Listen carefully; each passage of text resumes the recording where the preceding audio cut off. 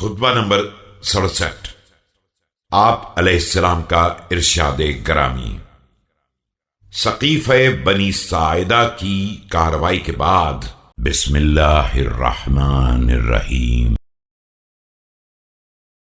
لما انتهت إلى أمير المؤمنين عليه السلام أنباء السقيفة بعد وفاة رسول الله صلى الله عليه وآله قال عليه السلام: ما قالت الأنصار؟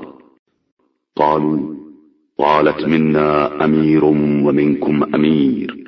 قال عليه السلام: جب رسول اکرم صلی اللہ علیہ وآلہ وسلم کے بعد سقیفہ بنی ساعدہ کی خبریں پہنچیں اور آپ علیہ السلام نے پوچھا کہ انصار نے کیا احتجاج کیا، تو لوگوں نے بتایا کہ وہ یہ کہہ رہے تھے کہ ایک امیر ہمارا ہوگا اور ایک تمہارا، تو آپ علیہ السلام نے فرمایا: فهل احتججتم عليهم بأن رسول الله صلى الله عليه وآله وصى بأن يحسن إلى محسنهم ويتجاوز عن مسيئهم؟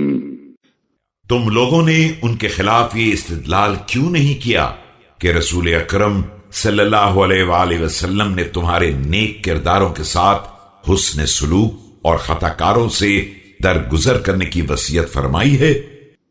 قالوا: وما في هذا من الحجة عليهم؟ فقال عليه السلام: لو كانت الإمارة فيهم لم تكن الوصية بهم. لوگوں نے کہا کہ اس میں کیا استدلال ہے؟ فرمایا کہ اگر امامت و امارت ان کا حصہ ہوتی تو ان سے وصیت کی جاتی، نہ کہ ان کے بارے میں وصیت کی جاتی۔ ثم قال عليه السلام: فماذا قالت قريش؟ قالوا: احتجت بأنها شجرة الرسول صلى الله عليه وآله. فقال عليه السلام: احتجوا بالشجرة وأضاءوا الثمرة. اس کے بعد آپ علیہ السلام نے سوال کیا کہ قریش کی دلیل کیا تھی؟ لوگوں نے کہا کہ وہ اپنے کو رسول اکرم صلی اللہ علیہ وآلہ وسلم کے شجرے میں ثابت کر رہے تھے۔